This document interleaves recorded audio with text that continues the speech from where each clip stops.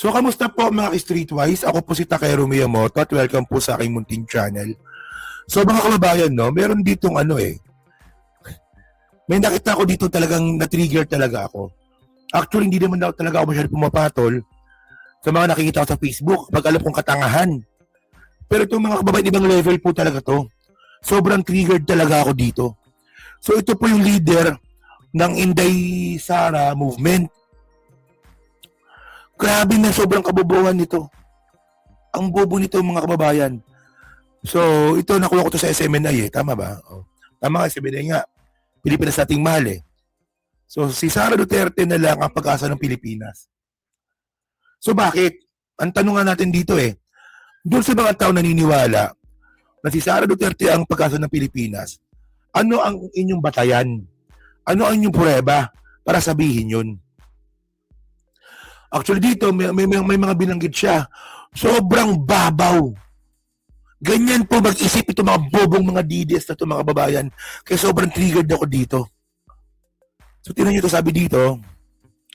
Bayan? VP Sara Duterte na lang ang pag-asa. Okay. Founder Inday Sara Movement. So ano siya?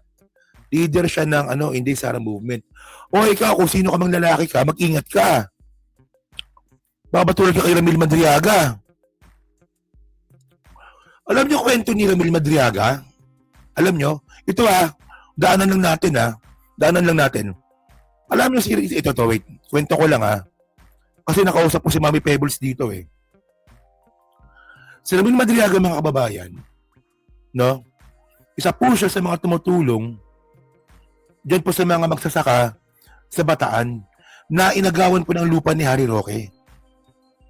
At meron silang isang abogado na namatay, binaril. Ngayon, syempre, ang talagang iisipin talaga dito, na posibleng kolektado ito doon nga po sa nangyayari sa Bataan. Yun So may namatay na kaibigan nitong si Ramil Madriaga, isang abogado, nakasama niya nga po nakikipaglaban para nga po dyan sa lupa sa Bataan. Kasi ang point nga dito, ancestral land pala yun. No? At ito po ay para sa mga magsasaka ng Bataan. So, ninakaw ni Harry Roque. Alam naman natin yan kasi napag-usapan na sa Quadcom yan, di ba? So, ngayon, ang ginawa ni Harry Roque, kinasuhan ng kidnapping. No, kinasuhan ng kidnapping si Ramil Madriaga. So, syempre, kidnapping, di ba? Parang heinous crime. Non-bailable case. So, kulong. Siyempre, kasama na dito yung impluwensya ng mga Duterte. Di ba? At si Ramil Madriaga, mga kababayan, isa rin po siya sa mga nagbuo ng Isip ba yun? Isip Pilipinas. No, na nagpapatakbo nga po, na nagikahit ng patakbo si Sara bilang presidente. No? So, ngayon, tinatanggi ngayon siya ni Sara. So, ngayon ang point dito, nung naglalabanan nga po sa korte, yung kampo ni Harry Roque at ni Madriaga, lumapit si Ramil Madriaga kay Sara Duterte at humihingi ng tulong. Ito malupit Ito totoo to So sabi ni Ramil Madriaga na Ma'am Inday Sayad, Sara pala, Sara. Ma'am Inday Sara. Oo. Baka pwede niyo naman akong tulungan kay Harry Roque. Kasi kinasuhan ako ng kidnapping na wala naman akong ginagawang kasalanan. Alam niyo sagot ni Sara Duterte? Ito malupit sagot ni Sara Duterte Pag kinalaban mo si Harry Roque, kinalaban mo na rin ang pamilya Duterte. Yun. Malupit, di ba? Ganyan po mag-isip ang isang spoiled brat, mga kababayan. Anong meron sa pamilya Duterte? Ganun po yung exact word na ito galing kay Pebbles to Ito po yung exact words na sinabi doon ni Sara Duterte. No?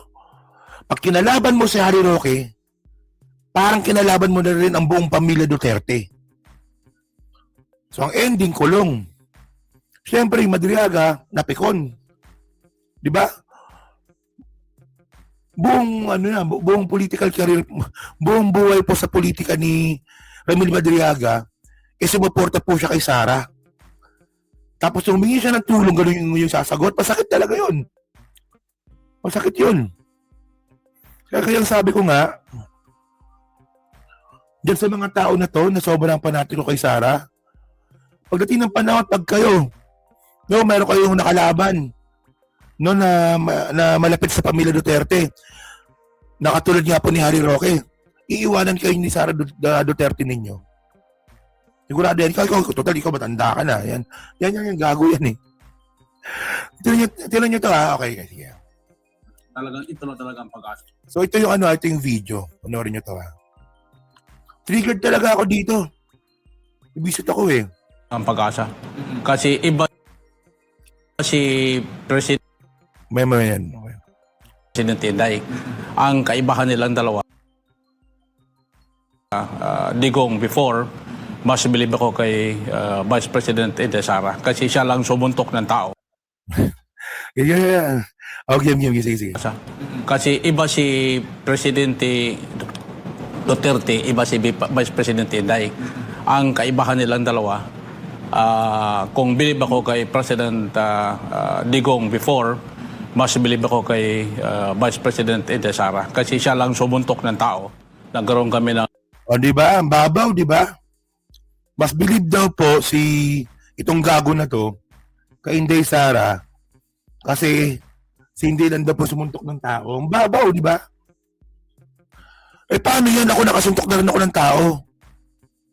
No? Nung high school ako, nakapagsuntukan ako. O, tapos nung college, wala eh. O, nung nasa trabaho ako sa abroad. O, nung nagtatrabaho sa abroad, nakasuntok na rin ako. Hindi lang Pilipino. Ibang lahi pa. So, pwede ako magpresidente? Ganun ba kababaw? Ikaw putang ina ka. Pag nakasuntok ng tao, pwede na magpresidente? Di ba? O, ito. Hindi lang Pilipino na nasuntok nito, ibang lahi pa. O, dapat mas bumilib ka sa akin. Di ba? Babaw, men. Babaw.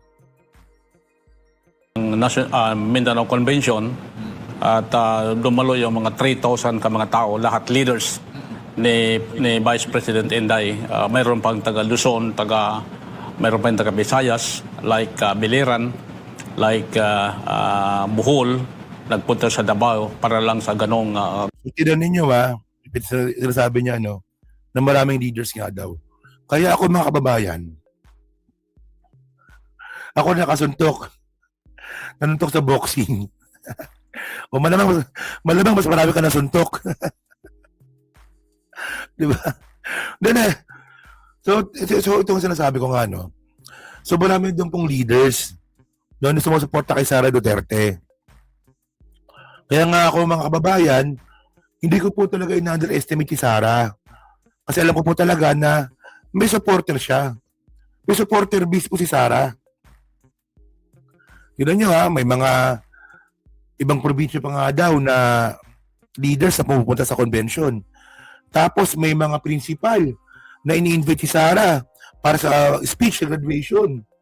So maraming followers si Sara kasi alam nyo, no, kami mga vlogger, nagkakwentuhan namin yan. So kasi kami mga vlogger, no, pag nagkakwentuhan kami, dito hati talaga opinion namin dito hati talaga kami. May mga vlogger na naniniwala na hindi naman nanalo si Sara. Kasi may mga vlogger naman na kami na sinasabi namin, huwag nyo in-underestimate si Sara. Mas magandang sure win tayo. Ganon. Diba? Ako dun ako sa na yun eh. Sa side na yun eh. Huwag natin in-underestimate si Sara Duterte kasi may supporter base po siya. At yung supporter base niya nga po, mga tanga. Talaga, okay. Mindanao Convention.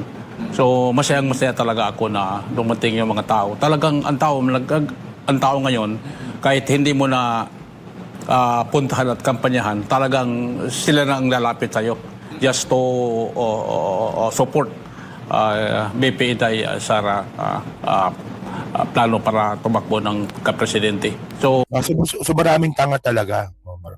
Maraming tangang Pilipino talaga, ibig sabihin nun. ang nakita nila talaga na talagang ito lang talaga ang pag-asa. Kasi iba si Presidente Duterte, iba si Vice Presidente Inday. Ito yung tanong dito eh. Ano yung basihan? Ano yung reference para sabihin ninyo na si Sara Duterte ang pag-asa ng Pilipinas? Kasi dapat may basihan ka eh. Di ba? Actually, nung nangangampanya kami kay PBBM noon 2022, napakadaling i-promote ni PBBM. BBM pa siya noon, no? Bongbong Marcos pa lang siya noon. Noong 2022, mga kababayan, nung kampanyahan, ang daling i-promote ni Bongbong Marcos noon. Di ba? Si Eloy Burigis, scammer siya, kaya madaming, talaga? Oh. Kasi kung makikita mo yung track record niya po ni Bongbong Marcos noon 2022, ang dami niyang achievement. Ang dami talaga. Pero si Sara Duterte, mga kababayan, wala. Ang hirap niya i-promote. Oo. Ito kukwento ko lang sa inyo. Naman nakwento ko lang sa inyo to eh. Yun nga lang kasi nawala na yung Facebook, andun yung ebidensya ko eh. Pero kukwento ko lang din sa inyo, no? Na nung 2022 elections, may mga lumapit sa amin. May bayad, 3,000 per content. Oo. Wala ka lang ibang gagawin kundi i-promote si Sara Duterte. Promote mo lang. Yun nga lang ang catch, huwag mong isasama yung tatay. Ganon. 3,000 pesos, oo. Ano pa lang naman ako nun? Malit pa kanikita ko sa nun eh. No? Malit po yung kitaan sa YouTube nun eh, di ba? Kaya dinanggap ko yun, 3,000 per content. Isipin mo baka 10 content ka, di may 30,000 ka isang buwan, di ba? Saan ka pa? No? So, nung kinontent ko si Sara Duterte nun, nahirapan talaga ako. Kasi walang achievement. No? Hindi, ang hirap i-promote ni Sara nang hindi mo kakabit yung tatay. Actually, sobrang hirap, no? Kahit na kailangan ko ng pera nun, isang content lang ako, lumayas ako. Ayoko na nun. Oh. Marami kami nun, tanungin yung iba. Ibang mga vlogger. Ang alam ko, kasama si Mima dun eh. Tsaka si Mami Peng ata, kasama rin ata dun. Hindi, parang sino pa ba? Kasi marami kami nun, oo. Ayun. Continue nga natin, sige. Continue natin katangahan na to. Sana ba ako? Wait lang Okay, game. Sige. Then late naman yan. Yan, sige. ang kaibahan nilang dalawa, kung believe ako kay President Digong before, mas believe ako kay Vice President Inday Sara. Kasi siya lang sumuntok ng tao na matigas ang ulo. Hindi yan basta-basta yan talagang may kanyang panindigan at may ginagawa talaga na para makatulong sa bayan. Ang ina mo. Paano nakatulong yung nanuntok ng tao? Sabi ko sa inyo, ganyan kabobo yung mga didas, mga babayan eh. Kaya ako, hindi talaga ako pumapatol sa mga yung mga gumagawa ng video sa Facebook, o kung sino-sino lang. Kasi kabobo lahat eh. Pero ito talaga, trigger talaga ako dito. Ibang level kabobohan nito. Paano nakatulong sa Pilipinas sa pagsuntok ng isang sheriff? Tandaan natin mga kababayan, tingnan nyo ganyan po talaga kamangmang sa batas, no? Na tandaan natin na ang isang sheriff inutusan lang po yan ng judge. So hindi po kikilos ang sheriff kung walang utos ng korte.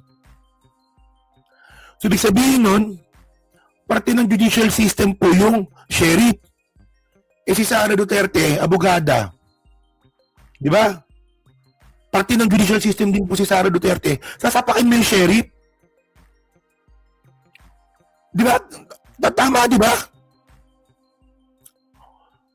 No, yung sheriff, parte ng judicial system. Inutusan lang po yan ng korte.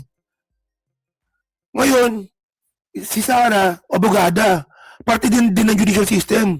Nung ginagawa lang ng sheriff yung kanyang trabaho, sinapak mo yung sheriff? Nakatulong sa Pilipinas yon. Ganyan po kabobo ang mga DDS sa mga kababayan. Ang bobo-bobo po talaga nila.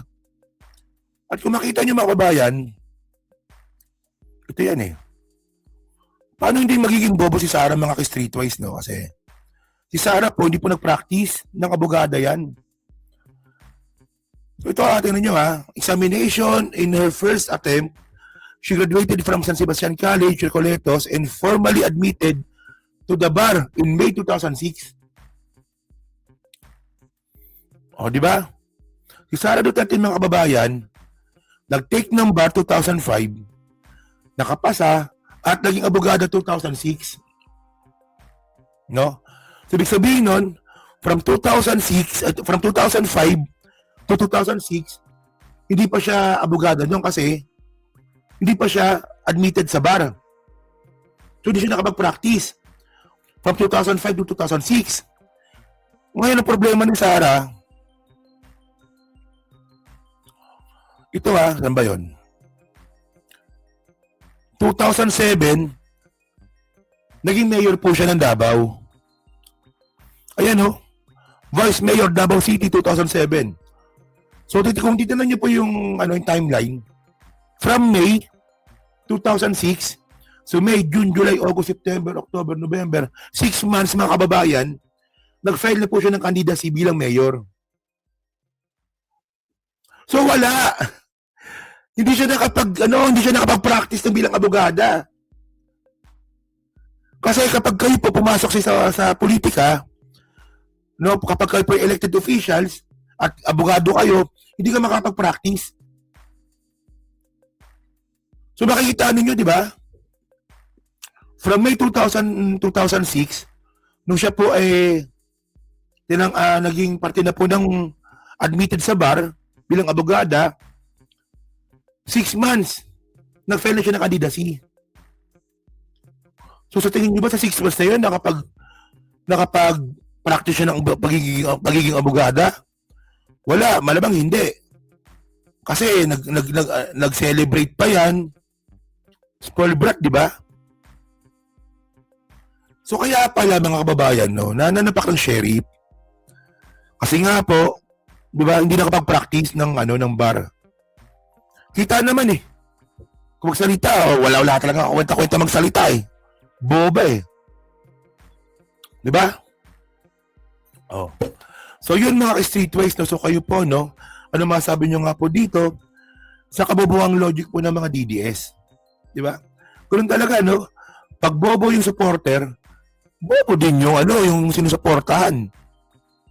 Ganon, di ba? So yun, so pa-comment na po sa baba, binabasa ko pong lahat yun. At syempre, dyan po sa Team Replay, so pa-like, pa-subscribe. Hindi makalabisan, pa-share na rin po ng content natin ngayon. So thank you mga ka-streetwise, kita na lang ulit tayo mamaya. Salamat po,